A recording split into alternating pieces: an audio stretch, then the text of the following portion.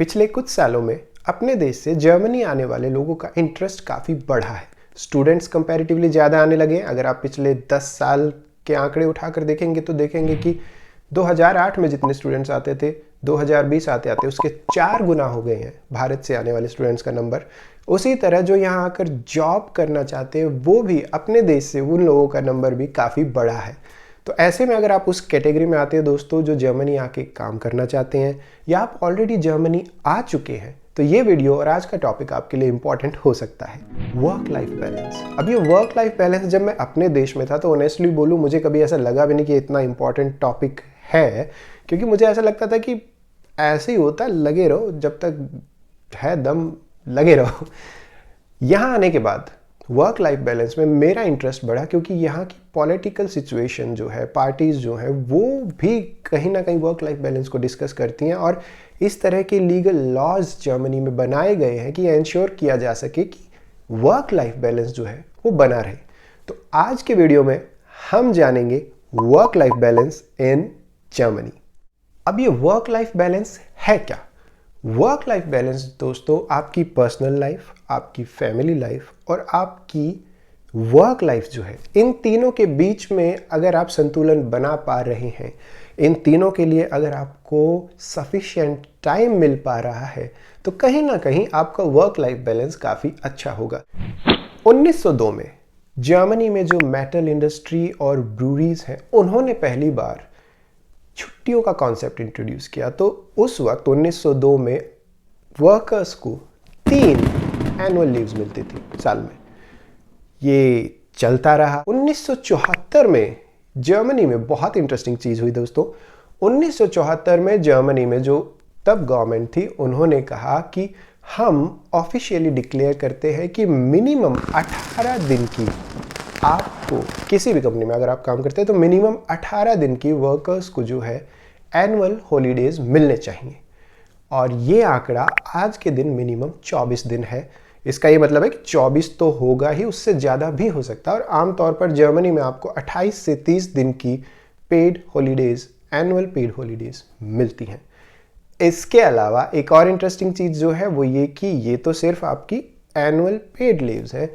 Germany में जो national holidays हैं दोस्तों वो भी अगर आप कंपेयर करेंगे बाकी यूरोपियन यूनियन कंट्रीज से जर्मनी में सबसे ज़्यादा है। तो छुट्टियों के अलावा जिसमें कि आपका नेशनल हॉलीडेज आ गया और आपका पेड लीव्स आ गया, और कौन से फैक्टर है जो जर्मनी में वर्क लाइफ बैलेंस को बेटर बनाते हैं? दूसरा फैक्टर जो है दोस्तों वो है जर्मनी में वर्किंग आवर्स। जर्मनी में जो लीगल सिस्टम है, जो रूल्स है वो काफ़ी स्ट्रिक्ट है, तो वर्किंग आवर्स भी जो एम्प्लॉयर है उनको काफ़ी ध्यान रखना पड़ता है। और ऐसा नहीं है कि आप किसी से भी कितने भी घंटे काम करवा सकते हैं। इसीलिए जर्मनी में आमतौर पर जो बिजनेसेस हैं, जो फॉर एग्जांपल सुपरमार्केट, तो उनका जो क्लोजिंग टाइम है वो भी फिक्स्ड है। तो ऐसा नहीं है कि कोई ऑर्गेनाइजेशन खुद से डिसाइड कर ले कि मैं तो रात को 12 बजे तक खुलूँगा या हम किसी और टाइम पर अपना बिजनेस क्लोज करेंगे, ऐसा नहीं है। तो जर्मनी में सुपरमार्केट जो है 10 बजे तक, 9 से 10 के बीच बंद हो जाती हैं। संडेज़ को जर्मनी में ऑलमोस्ट सब कुछ बंद रहता है। कुछ बेकरीज खुलती हैं और पेट्रोल पंप्स जो हैं वो आपके खुले मिलेंगे, और कुछ कुछ जगह पे, सिलेक्टिव जगह पे आपको अपोथेकी यानी कि मेडिकल स्टोर्स मिलेंगे खुले, बाकी सब बंद रहता है। तो ये जो स्ट्रिक्ट रूल्स हैं उस वजह से एम्प्लॉयर्स को ध्यान रखना पड़ता है कि एक तो हमारे ओपनिंग टाइम, क्लोजिंग टाइम हम फॉलो करें।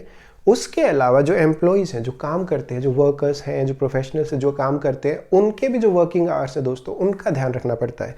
जर्मनी में आपको 48 घंटे से ज़्यादा हफ्ते में काम करना लीगली अलाउड नहीं है। तो और ये 6 मंथ की एवरेज पर मेजर किया जाता है। तो अगर 6 महीने उठाया जाए और आप देखें कि हाँ हर हफ्ते 48 घंटे ही किसी ने काम किया, उससे ज़्यादा नहीं चलेगा।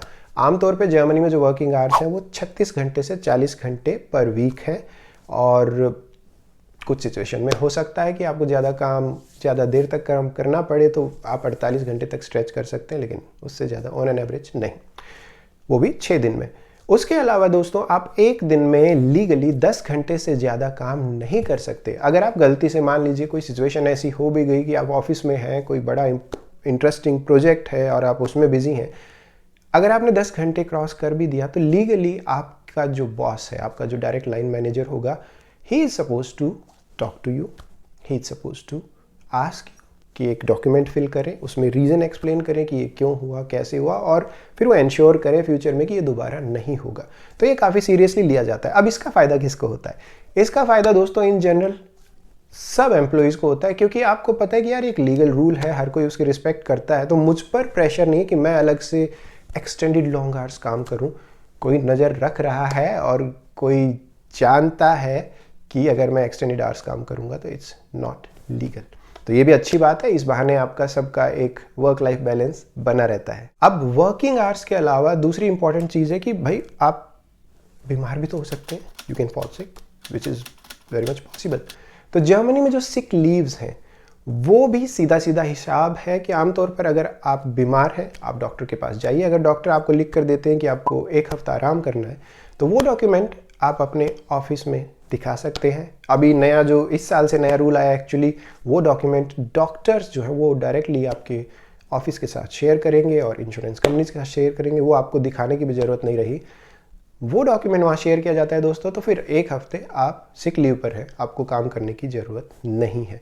और वो डॉक्यूमेंट भी आपको 3 दिन से ज़्यादा अगर आप बीमार हैं तो देने की ज़रूरत है। अगर आप 1 या 2 दिन सिक हैं, just call in sick, they won't ask for any other document in general. तो सिक लीव भी जर्मनी में जब आप लेते हैं तो आपको गिल्टी फील नहीं होता, आपको लगता है कि yes someone ensured a system here and if I am honestly using it I get time to recover, I can go back and then work when I'm actually fully 100% fit again. अगला factor जो work life balance को यहाँ better बनाता है दोस्तों वो है कि जब आप जर्मनी में आएँ, और लाइफ इज़ अ जर्नी, हो सकता है एक वक्त के बाद यू गेट मैरिड और फिर आपको लगता है कि यार नाउ लेट्स प्लान किड्स। मैं यहाँ रुक इसलिए गया, मुझे ऐसा लगता है कि शादी तक तो ठीक है, पर जैसे ही आपके घर में छोटा बेबी आता है दोस्तों, लाइफ 180 डिग्री का टर्न लेती है, सब कुछ चेंज हो जाता है। आपका जो ये वर्क लाइफ बैलेंस का आइडिया है ये और भी इम्पॉर्टेंट हो जाता है, क्योंकि बेबी आने के बाद आपके पास वक्त सच में कम हो जाता है, आपकी जिम्मेदारियां बढ़ जाती हैं। तो ऐसे में अगर आप जर्मनी में हैं फिर भी आपके लिए काफ़ी सुविधाजनक हो सकता है, क्योंकि जर्मनी में इन जनरल जब कोई मदर प्रेग्नेंट है और वो बेबी एक्सपेक्ट करते हैं तो आपको 14 वीक्स की 100% पेड लीव मिलती है, मैटरनिटी लीव। 14 वीक्स की 100% पेड मैटरनिटी लीव मिलती है। उसके अलावा बेबी होने के बाद भी ऐसा नहीं है कि शुरू के 3 साढ़े 3 महीने 4 महीने ही चैलेंजिंग होते हैं, पहला साल दूसरा साल भी चैलेंजिंग हो सकता है, स्पेशली यहाँ जब आपकी एक्सटेंडेड बड़ी फैमिली नहीं है, पेरेंट्स नहीं है, तो आप ही हैं। तो ऐसे में जर्मनी में दूसरी अच्छी बात ये दोस्तों कि आपको जो पेरेंटल लीव्स हैं 14 मंथ्स तक की आपको पेड पेरेंटल लीव्स मिलती हैं। अब ये 14 मंथ्स जनरली पेरेंट्स आपस में डिवाइड कर सकते हैं। तो मान लीजिए कि मदर ने 12 महीने की पेड लीव ली और फादर ने 2 महीने की लीव ली, ताकि मिलकर बेबी को, स्पेशली वो जो ये इनिशियल फेज़ है, सपोर्ट कर पाए बेबी को रेज करने में। तो वो 14 महीने की आपको पेरेंटल पेड लीव्स मिलती हैं।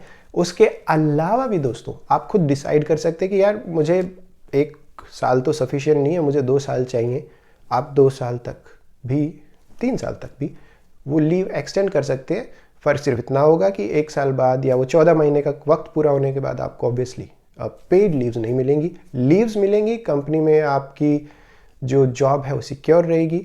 और ये जो पेड लीव्स है दोस्तों, ये इंपॉर्टेंट है ध्यान रखना कि ये जो पेड लीव मिलती है आपको 100% सैलरी नहीं मिलती, आपको 65% तक आपकी सैलरी 14 महीने तक मिलती है।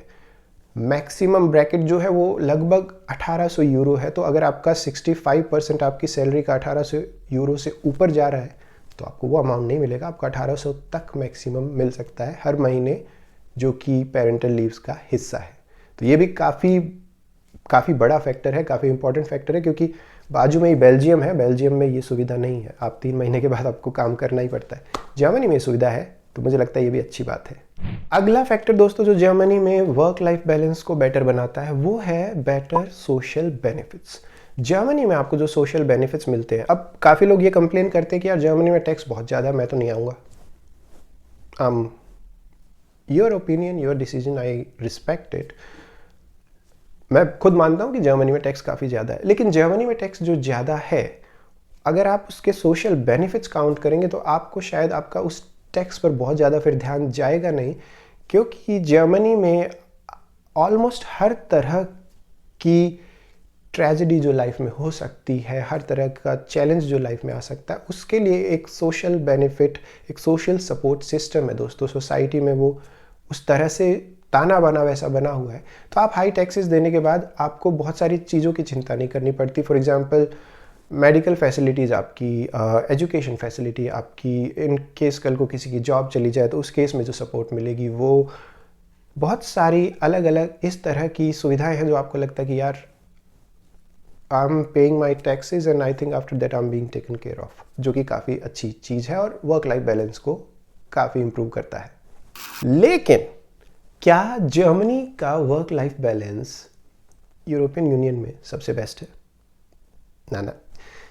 अगर आप statista.com के आंकड़े देखेंगे तो OECD के हिसाब से यूरोपियन यूनियन में सबसे बेस्ट जो वर्क लाइफ बैलेंस है दोस्तों वो है इटली में। ये जो रेटिंग है, जिस बेसिस पे रेटिंग कैलकुलेट की गई, वो ये कि कितने आवर्स आप काम करते हैं, कितने आवर्स आपको खुद के लिए वक्त मिलता है। तो इस रैंकिंग में दोस्तों इटली पहले नंबर पे है 9.4 पॉइंट्स आउट ऑफ 10।